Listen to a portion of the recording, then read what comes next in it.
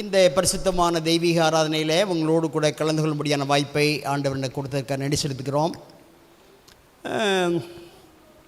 வருகிற 26ஆம் வருஷம் ஜனவரி மாதம் 2ஆம் வாரத்தில் கன்னியாகுமரி மாவட்டத்தில் இருக்கிற எல்லா சபைகளையும் இணைத்து 4 இடங்களில் சிறப்பு கூட்டங்கள் நடைபெறவும், ஆண்டவருக்கு சித்தமானால் 4 புதிய சபைகள் ஆரம்பிக்கவும் ஒரு திட்டம் தீட்டி அதற்கான ஆயத்த பணிகள் செய்யும்படியாக நேற்று வந்தோம். 3 இடங்களில் அந்த பணிகள் நிறைவேற்றிருக்கிறது. இன்றைக்கி 6 மணிக்கு இன்னொரு இடத்துக்கு போய் அந்த வேலையை முடிச்சுட்டு நாளைய மறுநாள் இன்னொரு அப்பாயின்மெண்ட் இருக்குது, அதை முடிச்சுட்டு மதுரை திரும்ப இருக்கிறோம். ஆகவே இடைப்பட்ட நேரத்தில் நேற்று ஒரு டிபார்ட்மெண்ட் ஒரு சபைக்கு போனார், நான் இன்னொரு சபைக்கு போனேன். இப்படி இந்த 2 நாளில் ஒரு 5-6 சபைகளை பார்க்கும்படியான வாய்ப்பை ஆண்டவர் கொடுத்ததற்காக நன்றி செலுத்துகிறேன்.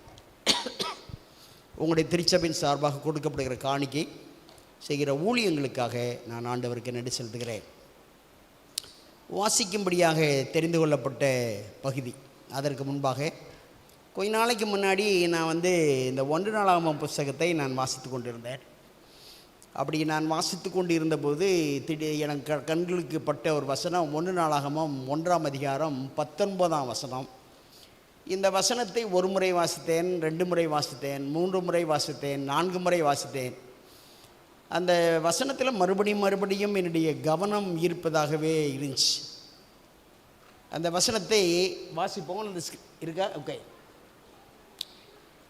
சேர்ந்து வாசிப்போமே. வாசிங்க. ஏபேருக்கு 2 குமார்கள். ஒருவன் பெயர் பேலேகு, ஏனெனில் அவருடைய நாட்களில் பூமி பகுக்கப்பட்டது. அவன் சகோதரன் பெயர் யோக்தான். இந்த வசனத்தை நான் ஒரு முறையில் ஒரு 20 முறை வாசித்திருப்பேன். ஒன்று, அந்த பேர் கொஞ்சம் இன்ட்ரெஸ்டிங்கான பேர், பேலேகு. பல முறையில் வாசித்திருக்கோம். நானும் 42-43 வருஷம் ஊழியம் செஞ்சுருக்கிறேன். இந்த மனுஷனை பற்றி பிரசங்கம் பண்ணதை கேட்டதில்லை. 2வது, அவருடைய நாட்களில் நடைபெற்ற ஒரு சம்பவம். ஆகவே இந்த மனிதனை குறித்து தியானிக்க வேண்டும் என்று விரும்பி நான் ரெகுலராக வாசிக்கிற SDA பைபிள் கமெண்ட்ரி அதை எடுத்து 1 நாளாகமம் 1ஆம் அதிகாரம் 19ஆம் வசனம் என்ன சொல்லுகிறது என்பதை பார்க்க வேண்டும் என்று நான் விரும்பினேன். அந்த வசனமே பைபிள் கமெண்ட்ரியில் இல்லை. அப்படி எனக்கு ஒரு பக்கத்தில் ஒரு அதிர்ச்சியாக இருந்தாலும்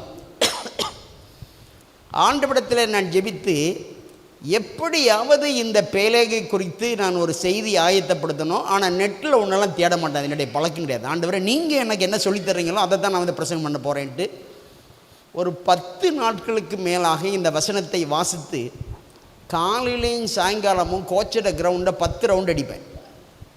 மேக்ஸிமம் அதான் 10 ரவுண்ட் அடிப்பேன்.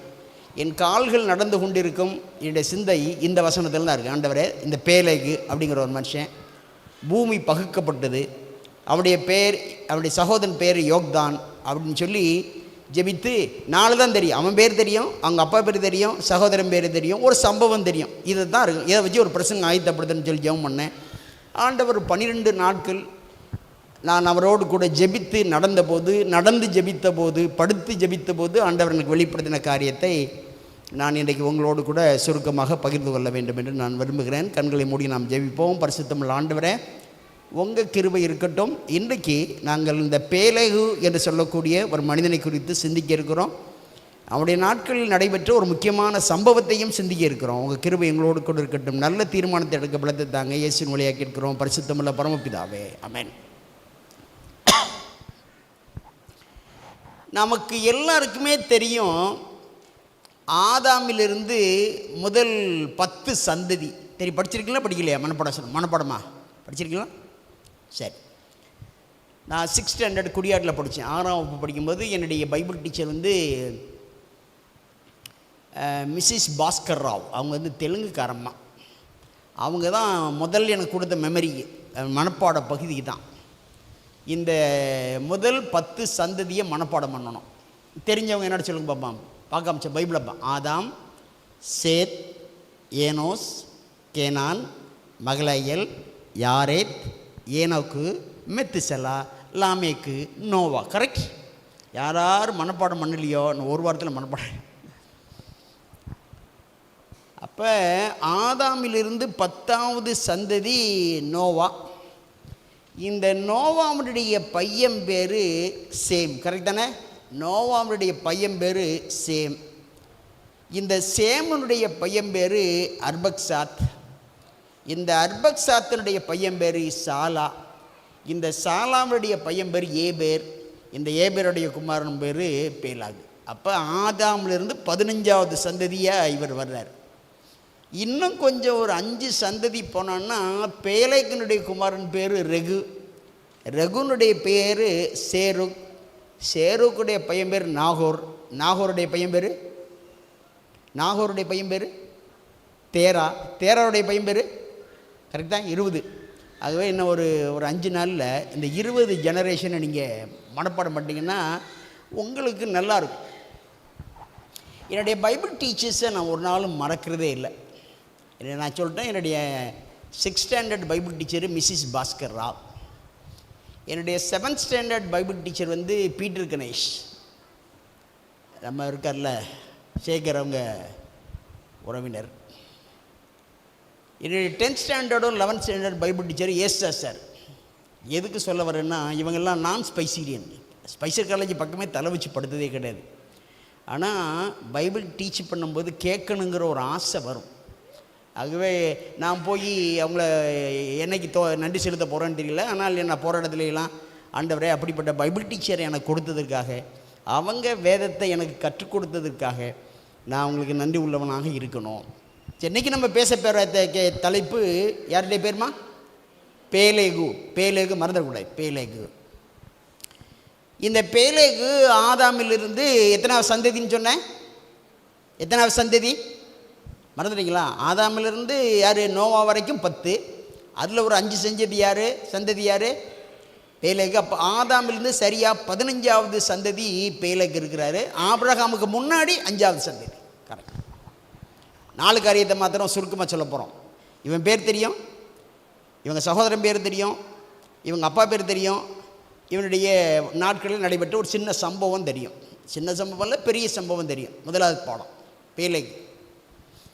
இந்த பேலேகுவை குறித்து நான் சிந்தித்த போது, ஜெபித்த போது ஆண்டவர் எனக்கு வெளிப்படுத்தின முதலாவது பாடம், இவனை குறித்து நெகட்டிவாக ஒன்றும் பைபிளில் சொல்லப்படவில்லை. நெகட்டிவ் என்று சொன்னால் எதிர்மறையாக ஒரு கெட்டவன், மோசமானவன், தவறான வழியில் போனவன் என்று சொல்லி இவனை குறித்து எந்த தீமையான காரியமும் சொல்லப்படவில்லை. என்கிட்ட நீங்கள் கேட்கலாம், அப்படின்னா இவன் நல்லவன் இருக்கா பாஸ்டர்? அப்படின்னா இருக்குது. ஜபத்தோடுக்கு இந்த செர்மனை கேளுங்க.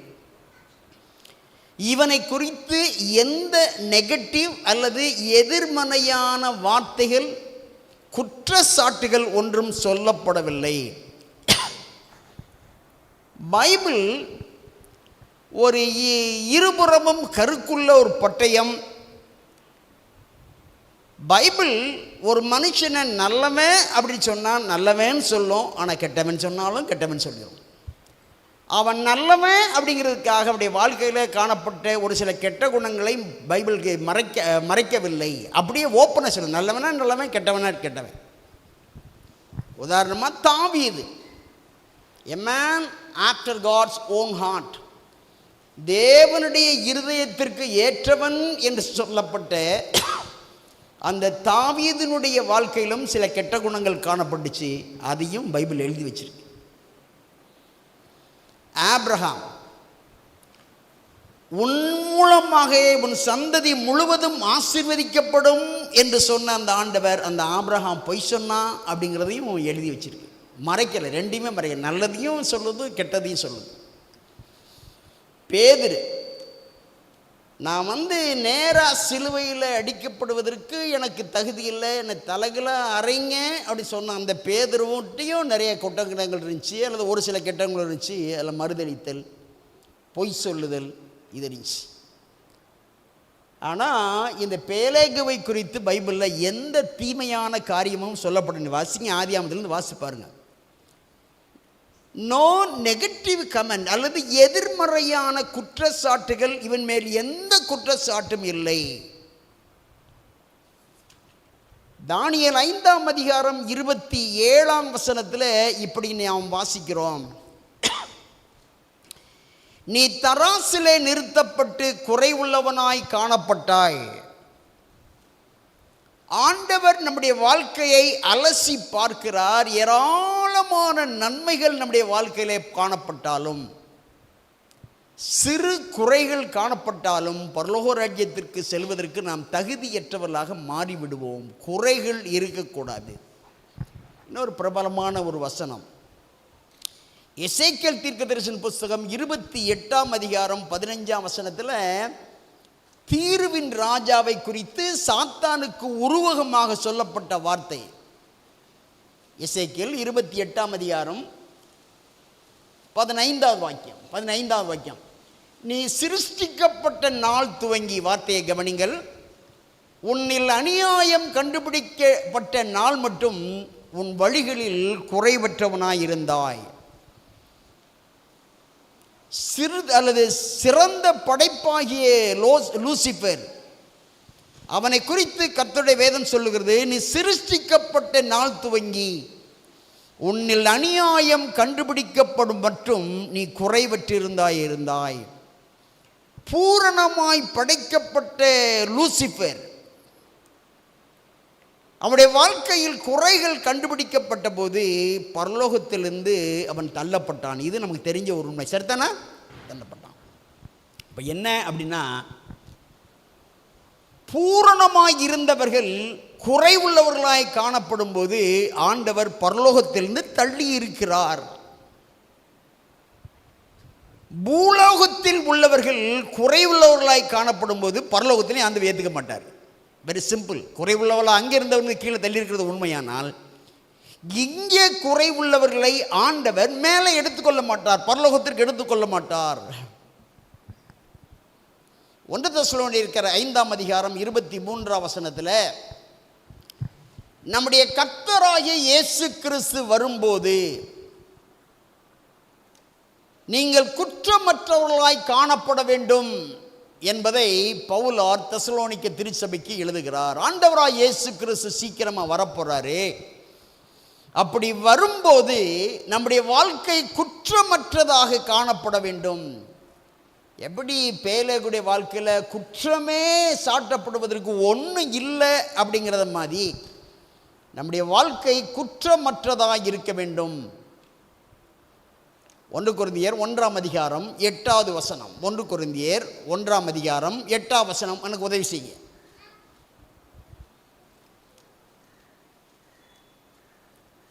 வந்துச்சம்மா? அம்மா, நம்முடைய கர்த்தராகிய இயேசு கிறிஸ்துவின் நாளிலே எப்படி இருக்கணுமா? வாசிங்க. நீங்கள் குற்றம் சாற்றப்படாதவர்களாய் இருக்கும்படி. ஆமாம், ஆண்டவராய் இயேசு கிறிஸ்து வரும்போது நம்ம வாழ்க்கையில் குற்றம் சாட்டப்படுவதற்கு ஒன்றும் இருக்கக்கூடாது. பேலேக்கு அப்படி தான் இருந்தார். யாரும் அவருடைய நாட்களில் விரல் நீட்டி பேசிட முடியாது. நமக்கு எல்லாருக்கும் தெரியும், வெளிப்படுத்தல், தானியேல் வெளிப்படுத்தல் படிச்சுட்டு இருக்கீங்கல்ல, சரி. 7 சபைகளை குறித்து தெரியும், சரிதானே? என்னென்ன சபைகள்? 7 சபைகள். எபேசு, சுமிர்னா, பெர்கமோ, தியத்திரா, சார்டிஸ், பிலதெல்பியா, லவோதிக்கியா. கரெக்டானமா? தப்பாக சொல்லிட்டேன்னா? இல்லை. இந்த 7 சபைகளிலும் நீங்கள் வாசிங்க அப்படின்னு சொன்னால் அதில் ஒரு கேள்வி இப்போ வரப்போது உங்களுக்கு. எல்லா சபைகளிலையும் அல்லது பெரும்பாலான சபைகளில் ஆண்டவர் சொல்கிறாரு, உன் பேரில் உனக்கு குறை உண்டு. கண்டம்னேஷன், குறை சொல்கிறாரு. உன் மேலே உனக்கு குறை இருக்குப்பா, நீ இப்படி இருக்கான் கஷ்டப்பட்ட, நீ வளர்ந்த சாத்தானுடைய கூட்டத்தில் இருக்கிற அப்படின்னு சொல்லிட்டு சின்ன சொல்லுவார். ஆகிலும் உன் பேர் எனக்கு என்னுடைய கேள்வி. குற்றமே சொல்லாத ஒரு சபை இருக்குது அந்த 7 சபைகளில். எந்த சபை? என்னம்மா? பிலதெல்பியா சபை. இது எல்லா சபையும் பாருங்கள், அப்படி சாட்டு போட்டு பாருங்கள், நல்லா பாராட்டுவார், கஷ்டத்தை பற்றி சொல்லுவார், சொல்லிட்டு டக்குன்னு அடிப்பார், உன் பேரில் எனக்கு குறை இருக்குது அப்படிம்பார். பிலதெல்பியா சபை 1798 1844 வரைக்கும் இருந்ததாக சொல்லப்படுகிற அந்த காலகட்டங்களில் வாழ்ந்த கிறிஸ்தவ கூட்டம், ஒரு சபை. பிலதெல்பியா என்று சொன்னால் சகோதர சிநேகம் நிறைந்திருக்கிற ஒரு சபை.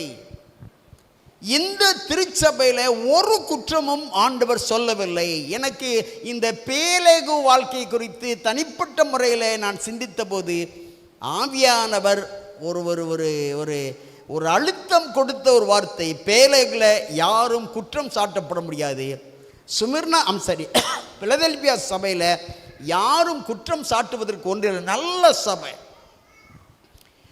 ஆண்டவராய் இயேசு கிறிஸ்து வருவதற்கு முன்பாக கடைசி கால மக்கள் எப்படி இருப்பார்கள் அப்படிங்கிறது குறித்து வெளிப்படுத்தல் 14ஆம் அதிகாரம் 4ஆம் வசனத்திலையும் 5ஆம் வசனத்திலையும், வெளிப்படுத்தல் 14ஆம் அதிகாரம் 5ஆம் வசனமும் 6ஆம் வசனம் நான் அவுட்லைன் ஃபார்மில் கொடுத்துட்றேன். இதை முதலாவது,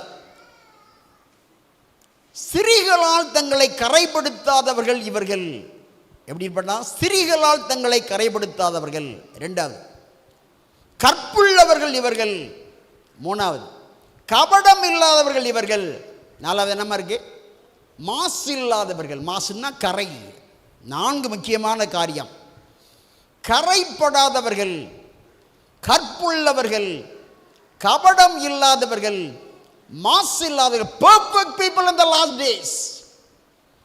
ஆண்டவராகிய இயேசு கிறிஸ்து 2ஆம் முறையாக வரும்போது பரலோக ராஜ்யத்தை சுதந்திரித்துக் கொள்வதற்கு தகுதியான மக்கள். நான் தனிப்பட்ட முறையில் நான் வாசிக்கிறேன், இவங்கெல்லாம் பிறந்ததுலேருந்து பாவமே செய்யாதவங்களான்னா இல்லை, அது அந்த கருத்தை நம்ம ஒத்துக்க முடியாது. பிறந்து வளர்ந்து பாவத்தில் உழந்து ஆண்டவராய் இயேசு கிறிஸ்துவை சந்தித்த பிறகு, அல்லது ஆண்டவராய் இயேசு கிறிஸ்துவனுடைய பாவங்களை சுட்டி காட்டின பிறகு அந்த பாவத்தெல்லாம் வெறுத்து தள்ளி ஆண்டவரோடு கூட ஆட்டுக்குட்டியானவர் எங்கே போனாலும் பின்பற்றுகள் இவர்களே. எப்படிப்பட்டவங்களாம்? கரைப்படாதவர்கள், கற்புள்ளவர்கள், கபடம் இல்லாதவர்கள், மாசு இல்லாதவர்கள். பிலிப்பியர் 2ஆம் அதிகாரம் 15ஆம் வசனத்தில் பவுலார் எழுதுகிறார். பிலிப்பியர் 2ஆம் அதிகாரம் 15ஆம் வசனம், கோணலும் மாறுபாடான சந்ததிகளின் நடுவில், எப்படிமா சத்தமா சொல்லுங்கம்மா, குற்றமற்றவர்களும் கபடற்றவர்களும் மாசற்ற பிள்ளைகளுமாயிருங்கள். எப்படி இருக்கணுமா? ஆண்டவராய் இயேசு கிறிஸ்து வர்றாரு, நம்மளை சுற்றிலும் எப்படிப்பட்ட மக்கள் எல்லாம் பரிசுத்தவான்களா அப்படின்னு சொன்னா, கோணலும் மாறுபாடான சந்ததி. வண்டியில் நம்ம மேலே மோதிக்கிட்டே நம்மளவே திட்டி நம்மளை அடிக்க வர்றான். கோணலும் மாறுபாடான சந்ததி நடுவே எப்படி இருக்கணுமா அப்படின்னா, குற்றமற்றவர்களும் மாசற்றவர்களும் கபடற்றவர்களுமாக இருக்க வேண்டும். பேலேகுவை குறித்து நான் வாசித்த போது அவன் பேர் இருக்குது, அவங்க அப்பா பேர் இருக்குது, அவங்க சகோதரன் பேர் இருக்குது, ஒரு சம்பவம் இருக்குது. ஆனால் ஒரு சம்பவம் அப்படியே சுற்றி ஆண்டவர் புதைச்சி வச்சிருக்காருன்னா, இவனை குறித்து ஒரு வார்த்தை கூட மோசமாக பைபிளில் சொல்லப்படவில்லை. சங்கீதம் 19 12 வசனம், சங்கீதம் 19ஆம் அதிகாரம் அல்ல, சங்கீதம் 19:12. அங்கே தாவீது ஒரு ஜெபம் பண்ணுறாரு. என்ன ஜெபம் பண்ணுறான்னா, ஆண்டவரே, தன் பிள்ளைகளை உணர்கிறவன் யார்? மறைவான குற்றங்களுக்கு என்னை நீங்களாக்கும். ஜெபம் பண்ணுங்க இன்னைக்கு. ஆண்டவரே, ஒரு சைலண்ட் ப்ரேயர் பண்ணுங்க. ஆண்டவரே, தன் பிள்ளைகளை உணர்கிறவன் யார்? மறைவான குற்றங்களுக்கு என்னை நீங்களாக்கும். பேலேகு மாதிய வாழ்க்கையில் குற்றம் சாட்டப்படாத. ஒரு காலத்தில் தப்பு பண்ணியிருக்கலாம் ஆண்டவரே, உங்களுக்கு கீழ்ப்படியாமல் போயிருக்கலாம், உங்கள் பிரமாணத்தை நான் மீறி இருக்கலாம். அந்த பரலோகத்துக்கு போகிறதுக்கு முன்னாடி கரையற்றவர்களும் பிழையற்றவர்களும் மாசு இல்லாதவர்களுமா இருங்க அப்படின்னு பைபிளில் வாசிக்கிறோம். பேலேகு மாதிரி நான் வாழணும். என்னை யாரும் விரல் நீட்டி பேசக்கூடாது. அழுது ஜெபம் பண்ணுங்க, உங்களை பரிசுத்தப்படுத்த முடியாது. ஆண்டவருக்கு ஜெபம் பண்ணுங்க. ரெண்டாவது பாடம். முதலாவது பாடம் என்னம்மா? அம்பில் என்ன இல்லைம்மா, ஒரு குற்றச்சாட்டும் பைபிளில் சொல்லப்படவில்லை. ரெண்டாவது பாடம், இந்த பேலேகு என்று சொல்லக்கூடிய இந்த மனிதன் ஆங்கிலத்தில் பீலேக் அப்படின்னு இருக்கு, அல்லது பிலெக், PELEG, பர்சனல் நவுனை நம்ம எப்படி வேணாலும் ப்ரொனன்ஸ் பண்ணலாம். பீலேக் அல் பெலேக். இவனை குறித்து ஆவியானவனை கற்றுக் கொடுத்த 2வது பாடம், இவன் அமைதியாக தேவனுடைய சத்தியத்தை சுமந்து சென்ற மனிதன். எ சைலண்ட் மெசேஜ் பியரர். அமைதியாக சத்தியத்தை சுமந்து சென்ற ஒரு மனிதன். 1 நாளாகமம் 1ஆம் அதிகாரம் 19ஆம் வசனத்தில் காணப்படுகிற அதே வசனம் ஆதியாகமம் 10ஆம் அதிகாரம் 25ஆம் வசனத்திலே இருக்கிறது. இப்போ இவன் பேர் தெரியும். இவன் பேர் என்ன? பேலேகு. இவன் சகோதரன் பேர் தெரியும், யோக்தான் தெரியும். 2வது அவனை குறித்து இன்னொரு சம்பவம் சொல்லப்பட்டிருக்கு. நம்ம வாசிங்க. ஏபேருக்கு 2 குமாரர் இருந்தார்கள். ஒருவனுக்கு பேலேகு என்று பெயர். ஏனெனில் இந்த தான் முக்கியமான ஏன் இந்த வசனத்தை நான் தியானிக்கணும் அப்படி சொல்லி என் மனசில் அப்படி தூண்டின ஒரு வார்த்தை தான். ஏனெனில் அவனுடைய நாட்களில் என்ன செய்யப்பட்டு தான் பூமி பகுக்கப்பட்டது. போதுமா? இந்த பூமி பகுக்கப்பட்டது என்கிற அந்த வார்த்தையை ஆங்கில வேதாகமத்தில் வாசிக்க ஆரம்பித்தேன். இப்படி இருக்கு. In his days the earth was divided. அவருடைய நாட்களில் பூமி பகுக்கப்பட்டது. ஆங்கில வேதாகமம் இப்படி சொல்லுகிறது. In his days the earth was divided. ஆகவே பேலேகு என்று சொன்னால் டிவிஷன் என்று பொருள். இப்போ பாருங்க, இன்னைக்கு மேடம் சாப ஸ்கூல் நடத்தினாங்க. பல பேருக்கு அர்த்தத்தை சொன்னாங்க. இன்னைக்கு இன்னொரு பேருக்கு அர்த்தம் கண்டுபிடிக்கப்படணும். பேலேகு என்று சொன்னால் டிவிஷன் என்று பெயர். டிவிஷன் என்று சொன்ன மாத்திரத்தில் ஓசரில் இருக்கிற நம்ம அந்த டிவிஷனை நினைக்கக்கூடாது. அந்த டிவிஷனை பற்றி இங்கே சொல்லலை. இன்றைக்கி நிறைய பேர் எனக்கு தெரியும் கூட்டு குடும்பத்திலேருந்து இங்கே வந்திருக்கிறீங்க. ஒரு குடும்பத்துலேயும் 5 பிள்ளைங்க, 6 பிள்ளைங்க, 4 பிள்ளைங்க, 3 பிள்ளைங்க இருந்திருக்கு. திருமணம் ஆவதற்கு முன்பாக எல்லாருமே கூட்டு குடும்பத்தில் இருந்திருப்பீங்க. அப்பா அம்மா சம்பாதிச்ச சொத்து அல்லது தாத்தா சம்பாதிச்ச சொத்தை பொதுவாக நீங்கள் அனுபவிச்சிருப்பீங்க. ஆனால் ஒவ்வொருத்தருக்கும் கல்யாணம் முடிஞ்ச பின்னாடி சொத்தை பங்கு வகிக்கிறாங்க. கூட்டு குடும்பத்தில் இருக்கிற கூட்டு பட்டா என்ன செய்யணும்? ஐயா மணிவேலையா, கூட்டு பட்டா என்ன மாறணும்? கூட்டு பட்டாவை என்ன பண்ணணும்? சரியான வார்த்தை சொல்லுங்க. சப்டிவிஷன் பண்ணணும்.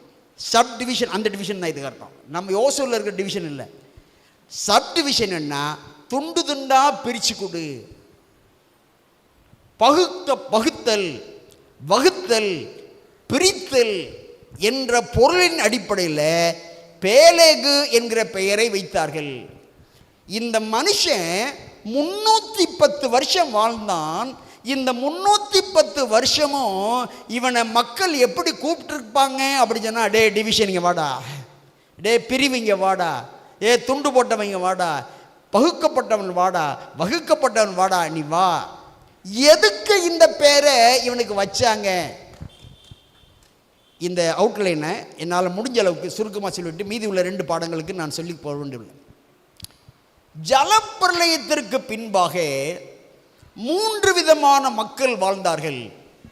நான் சொல்கிறது பேட்ரியார்ட்ஸ் அண்ட் ப்ராஃபட்ஸ் என்ற புஸ்தகத்திலிருந்து சொல்லுகிறேன். 3 விதமான மக்கள் வாழ்ந்தார்கள்.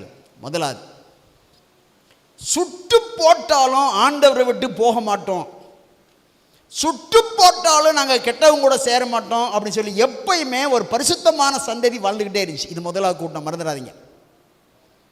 2வது, சுட்டு போட்டாலும் நாங்கள் ஆண்டவர் கூட சேர மாட்டோம், நாங்கள் சுட்டு போட்டாலும் எங்கள் வாழ்க்கையில் நாங்கள் நன்மையான காரியங்களை செய்ய மாட்டோம், எப்போவுமே எதிர்த்தே இருப்போம். 2வது கூட்டம். 3வது கூட்டம் ஒன்று இருந்துச்சு, நல்லவங்க. ஆனால் அந்த 2வது கூட்டம் சொல்கிற மாய்மாலமான வார்த்தைகளை நம்பி கொஞ்சம் ஆண்டவரை விட்டு போன கூட்டம். புரியுது நான் சொல்கிறது? ஒரு கூட்டம் என்னதான் சொன்னாலும் ஆண்டவரை விட்டு வரவே மாட்டான். இன்னொரு கூட்டம் என்னதான் சொன்னாலும் ஆண்டவர் கூட வரமாட்டான்.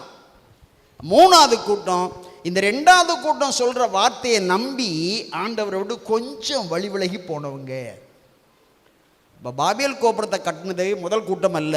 நான் சொல்கிறது புரியுதுங்களா? 2வது கூட்டம். இந்த 2வது கூட்டத்தின் வஞ்சகமான வலையில் விழுந்து போன சில நல்லவர்கள்.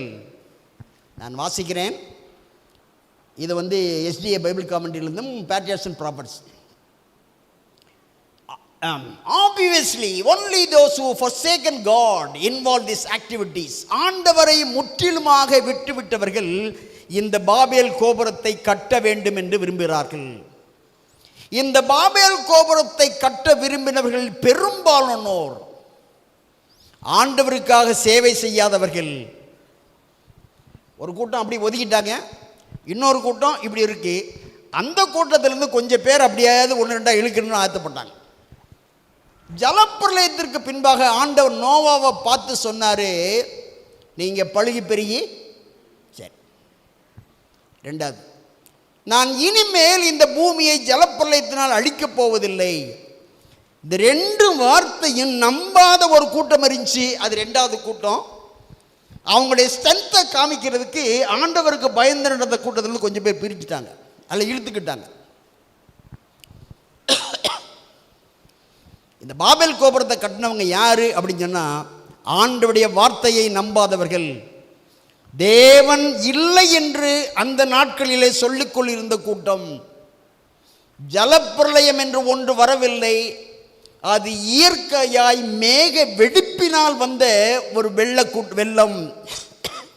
ரெண்டாவது, இன்னைக்கு சாபஸ்குள்ள படித்தோம். இந்த ரெண்டாவது கூட்டத்தினுடைய ஒரு குணம் தெரியுமா? எப்போ பார்த்தாலும் முறுமுறுத்துக்கிட்டே இருப்பான். நாலாவது, தேவனை பற்றி யாராவது அவன்கிட்ட சொன்னால் அவனுக்கு கோபம் வரும், கோபத்துக்கு மேலே கோபம் வரும். பரலோகத்துக்கு போக விருப்பமே இல்லை அப்படிங்கிற ஒரு கூட்டம் இருக்கு. நீங்கள் அவன்கிட்ட போய் ஆண்டோடைய வருகை குறித்து சொன்னீங்கன்னா அவனுக்கு கோபம் தான் வரும். நாலாவது. அஞ்சாவது, அவங்க என்ன தெரியுமா சொன்னாங்க? அது என்னையா கடவுள் ஆதாம் ஏவாளையும் முதல் பெற்றோர்களை ஏதேன் தோட்டத்திலிருந்து அவர் வெளியில் அனுப்புனார்னு சொல்கிறாங்களே, அது மகா பெரிய குற்றம், அவருக்கு தண்டனை கொடுக்க வேண்டும். நான் வாசிக்கிறேன், எப்படி தெரியுமா? They complained severity in expelling the first parents from Eden. ஆதாமையும் ஏவாளையும் ஏதேன் தோட்டத்திலிருந்து துரத்தினது மன்னிக்க முடியாத ஒன்று. அது என்னையா? ஆட்டையும் மாட்டையும் பலி செலுத்தணும், ஒரு வயதான ஆட்டை பலி செலுத்தணும். இயேசுவானவர் சீக்கிரம் வரப்போறாரு, மேசியா வரப்போறாரு. அந்த மேசியாவை குறிப்பதற்கு ஒவ்வொரு நாளும் காலையிலையும் சாலையும் ஒரு வயதிலான ஆட்டுக்குட்டியை பலி செலுத்துன்னு சொல்றாங்க. நம்ம பிள்ளைங்களை பலி செலுத்துங்கய்யா. என்ன பாதியா டீச்சிங் பாருங்க.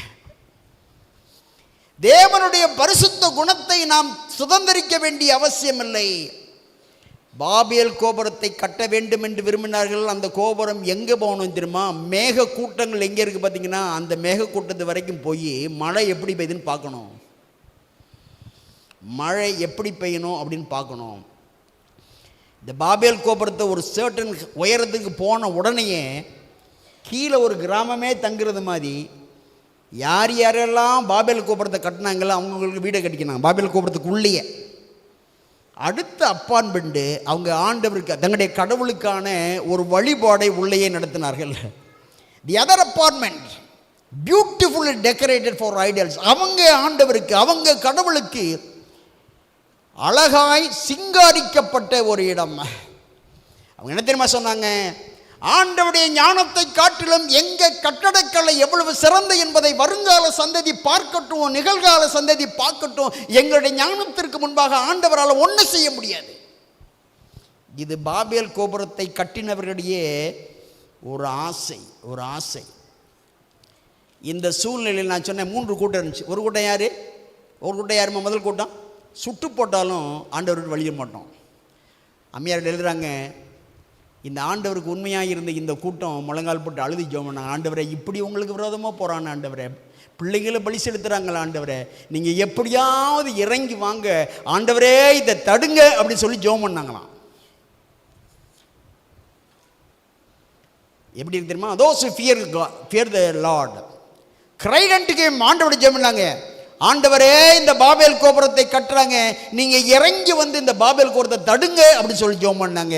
அப்படி ஜெபித்த போது தேவ தூதர்களை அனுப்பி அந்த வேலையை அப்படியே தடைபடும்படியாக செய்தார். God sent an angel to bring down, not to the purpose of the building. not அப்படின்னா அப்படி நிலை அப்படியே நிறுத்துறது.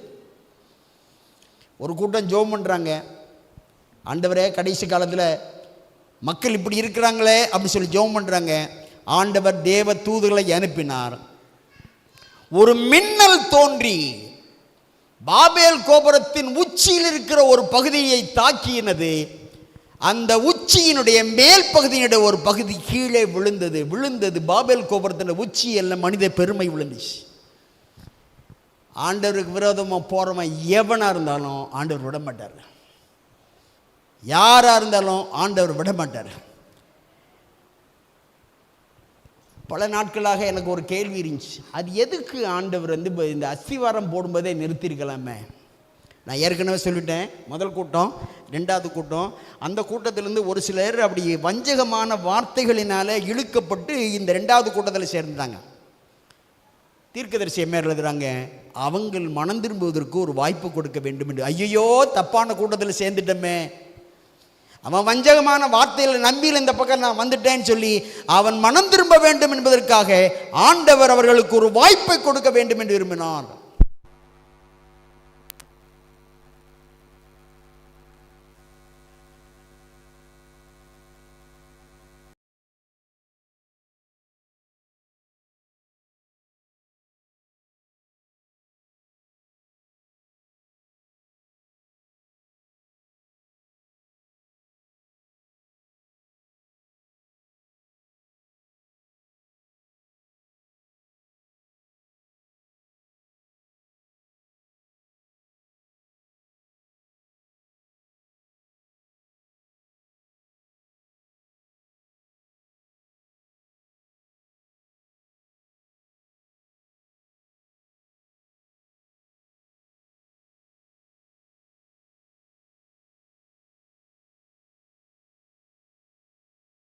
அப்படிங்கிறதுக்காக இவனுக்கு பேர் வச்சாங்க. பேர் என்னம்மா?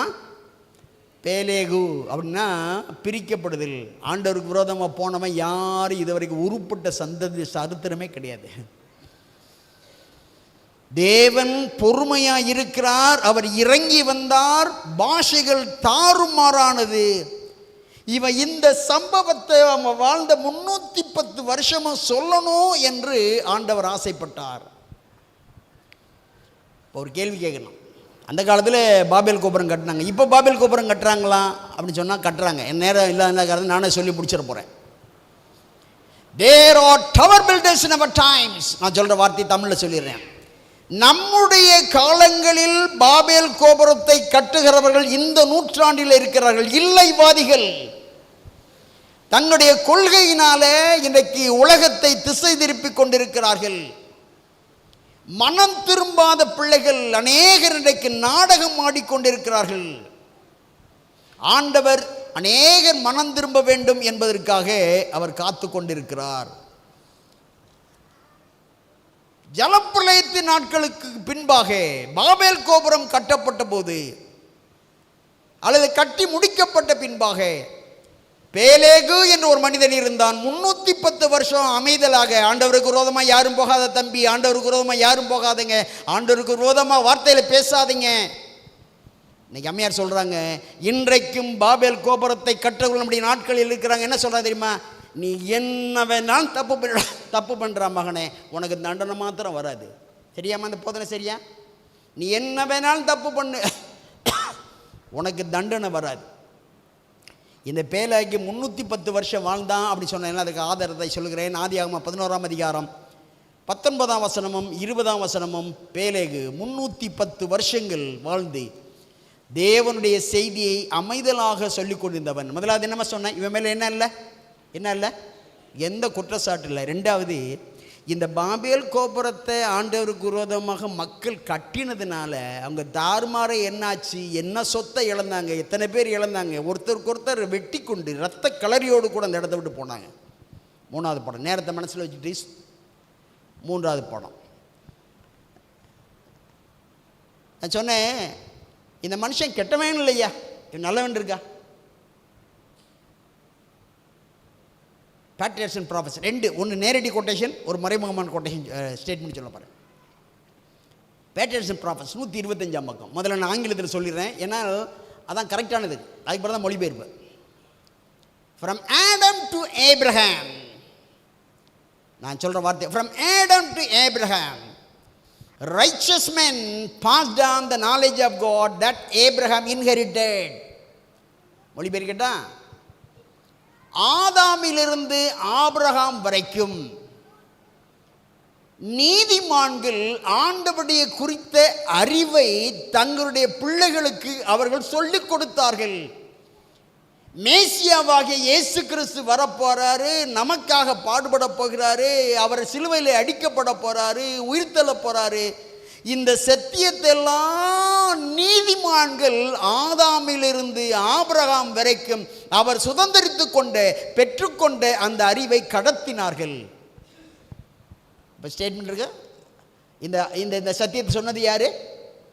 ஆண்டவரை இயேசு கிறிஸ்து வரப்போறாரு அப்படிங்கிற சத்தியத்தை ஆதாமிலிருந்து ஆபிரகாம் வரைக்கும் சொன்னவங்க யாருமா? யாரு? ரைச்சஸ் மென்ன யாரு? ரைச்சஸ் மென்ன யாரு? நீதிமான்கள் ஆதாமிலிருந்து ஆபிரகாம் வரைக்கும் இந்த அறிவை தங்களுடைய பிள்ளைகளுக்கு சொன்னாங்க.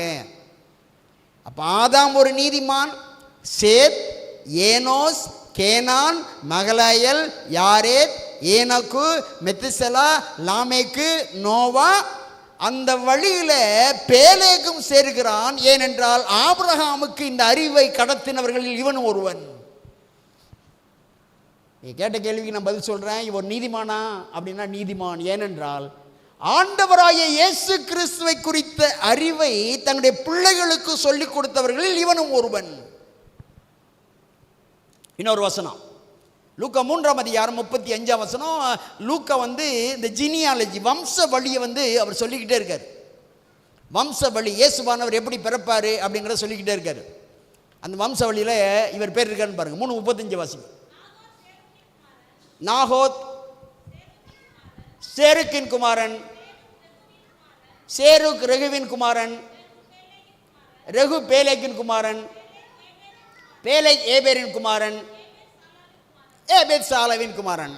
அப்ப மேசியாவுடைய வம்சத்தில் அட்டவணையில் பேர் இருக்கா? மேசியா பிறக்கிற அந்த வம்சவழியே துன்மார்க்கருடைய லிஸ்டே கிடையாது. ஏனென்றால் அவர் ஒரு பரிசுத்தவான்.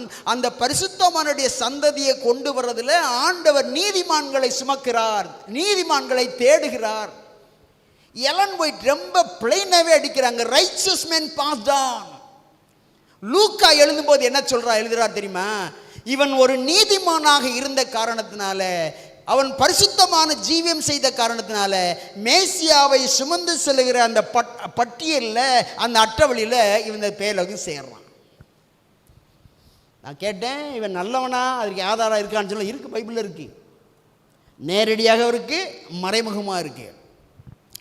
இவன் பரிசுத்தவான், he was a righteous man என்பதற்கான ஒரு அடையாளம் என்ன தெரியுமா? ஆண்டவரை குறித்த அறிவை அவன் நாட்களிலிருந்து அடுத்த சந்ததிக்கு கடத்தினான், சொல்லிக் கொடுத்தான். நான் சொல்ற பாயிண்ட மட்டும் இப்ப புரியுங்க. இவனை பரிசுத்தவான் என்று சொல்வதற்கான இன்னொரு காரணம், ஆண்டவரை குறித்த அறிவை பிள்ளைகளுக்கும் பேர பிள்ளைகளுக்கும் அப்படியே கடத்திக்கிட்டே சந்ததி 310 வருஷமா கடத்தினான். யார் யார் ஆண்டவரை குறித்த அறிவை அடுத்தவங்களுக்கு சொல்லலையோ, அண்டர்லைன் திஸ், யார் யாரெல்லாம் ஆண்டவரை குறித்த அறிவை அடுத்தவங்களுக்கு சொல்லலையோ நீதிமான்களின் பட்டியலில் சேர முடியாது. நான் சொல்கிற பாயிண்ட் புரியுதுங்களா? இப்போ அந்த காலத்தில் இயேசு கிறிஸ்து முதலாம் வரப்போறாரு, முதலாம் வருகையில் வரப்போறாரு அப்படின்னு சொன்னாங்க. இந்த காலத்தில் நம்ம சொல்ல வேண்டிய சத்தியம், கடத்த வேண்டிய சத்தியம் என்ன? ஆண்டவர் இயேசு கிறிஸ்து 2ஆம் முறையாக வரப்போறாரு, துன்மார்க்கருக்கு தண்டனை கொடுக்க போறாரு, பரிசுத்தவான்களை பரலோகத்தில் சேர்க்க போறாரு. நீதிமான்களின் பட்டியலில் பேலேகு சேர்ந்ததற்கான காரணம் ஆண்டவரை குறித்த அறிவை அவன் அடுத்த சந்ததிக்கு கடத்தினான்.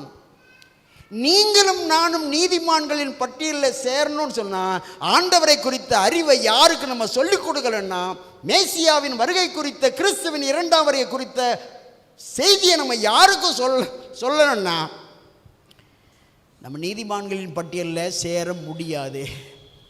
பரிதாபமான சூழ்நிலை. பேலேக்கு ஒரு நீதிமானா அப்படின்னு சொன்னாங்க. ஆமாம், நீதிமான். காரணம் அம்மையார் சொல்றாங்க, ஆண்டவரை குறித்த அறிவை கடத்தினான். லூக்கா சொல்றாரு, மேசியாவின் பட்டியல் அவன் பேர் இருக்கு. மேசியாவின் பட்டியலில் துன்மார்க்கமான ஆமோன் பேர், அவங்க பேர்ல இல்லை, பாவிகள் பேர் இல்லை. வாழ்க்கையை ஆண்டவருக்கு ஒப்பு கொடுக்காதவங்க பேர் இல்லை, பரிசுத்தமாய் வாழ்ந்தவங்க பேர் மட்டும்தான் இருக்கு. இவன் 310 வருஷமும் பரிசுத்தமான ஜீவியம் செய்து அமைதியான முறையிலே சத்தியத்தை சுமந்து கொண்டு போகிற மனுஷனாக இருந்தான். 4வதாக கடைசியாகும். இந்த மனுஷன் பேர் என்னம்மா? சத்தமா சொல்லுமா. பேலேகன் என்னம்மா? பேலேகன் என்ன? பிரிக்கப்படுதல், பகுக்கப்படுதல், துண்டு போடப்படுதல், கூறு போடப்படுதல், அப்படித்தானே, டிவிஷன் அப்படின்னு பேர். இந்த மனுஷன் மேலே ஆண்டவர் ஒரு ஸ்டிக்கர் ஒட்டினார். நான் ஸ்டிக்கர்னா ஒட்டுறேன் தெரியுமா? ஸ்டிக்கர்னா தெரியுமா? அதாவது நீ இந்த செய்தியை சொல்லணும். உன் பேர் என்ன? உன் பேர் என்ன? பேலேகு. யாராவது உன்னை பார்த்து ஏன்டா உங்கள் அப்பாட்டுக்கு இந்த பேர் வச்சாருன்னு சொன்னால் நீ பாபேல் கோபுரத்தில் சரித்திரத்தை எல்லாருக்கும் சொல்லணும், உட்கார வச்சு சொல்லணும். அவங்கெல்லாம் ஆண்டவருக்கு விரோதமாக போனாங்க, தாறுமாறாக போயிட்டாங்க. அவங்கெல்லாம் ஆண்டவருக்கு விரோதமாக போனாங்க. அவங்களுடைய வாழ்க்கையில் ஏராளமான ஆசீர்வாதங்களை இழந்து போயிட்டாங்க.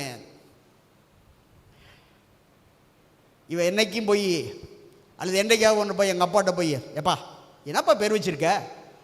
ரோட்டில் நடக்க போகிறலாம் எல்லோரும் போய், டே டிவிஷன் வாடா, பிரிக்கப்பட்டவன் வாடா, துண்டு போடப்பட்டவன் வாடா, கூர் போடப்பட்டவன் வாடான்னு கேட்குறாங்கப்பா. இந்த பேரே எனக்கு பிடிக்கலப்பா, வேறு போய் வழிப்பான்னு கேட்கல. கேட்டானா? இல்லை இல்லையே. நீங்கள் விரும்புகிறீங்களோ விரும்பலையோ, ஆண்டவர் உங்களுக்கு ஸ்டிக்கர் ஒட்டிட்டார். என்ன ஒட்டிட்டாரு? என்ன பேர் ஒட்டிட்டாரு? பேலேகு அப்படின்னு பேர் வச்சுட்டாரு. யார் கேட்டாலும் பொறுமையாக அந்த கதையை சொல்லுங்க. ஆண்டவருக்கு விரோதமாக போகாதீங்க. அவருடைய திட்டம் தான் நிறைவேறும். என்னதான் நம்ம நினைச்சாலும், என்னதான் உச்சிக்கு போனாலும், நம்ம நினைச்ச காரியத்தை முடிக்க போறோம்னு நினைச்சாலும் கடைசியில் ஆண்டவர் நினைச்சார் கோபுரத்தின் உச்சியை கீழே தள்ளுவார். மனுஷ பெருமை ஆண்டவர் கீழே தள்ளுவார். நம்முடைய சபையில் மறக்க முடியாத சில பேர்கள் இருக்கு. அட்வென்டிஸ்டியன் அப்படின்னு ஒரு 10 பேர் இருக்கு. ஒருவேளை உங்களுக்கு மதுரையில் இருந்தவங்களுக்கு தெரியுமா இருக்கு. அட்வென்டிஸ்டியன் அப்படின்னு ஒருத்தருக்கு பேர் வச்சாங்க. அந்த தம்பி இப்போ ஆப்பிரிக்காவில் ஒரு யூனிவர்சிட்டியில் ஒரு காலேஜில் இருக்கான். அவன் கல்லூரியில் சரி, நான் மதுரை சென்டரில் இருக்கும்போது அவன் சின்ன பையனாக இருந்தான். பள்ளிக்கூடத்தில் டெம்பரன்ஸ்லாம் ரொம்ப அற்புதமாக பேசுவான். அது யார் அட்வென்டிஸ்டியன்? எப்போ பார்த்தாலும் ஃபர்ஸ்ட் ப்ரைஸ். அட்வென்டிஸ்டியன் அப்படின்னு என்ன அர்த்தம்? 2ஆம் வருகைக்காக ஆயத்தப்பட்ட கூட அட்வென்டிஸ்டியன், 2ஆம் வருகை குறித்து சொல்கிறவங்க. என்னுடைய 2வது பையன் பிறந்தபோது, அல்லது நான் 13 சாபத் முடிஞ்சுட்டு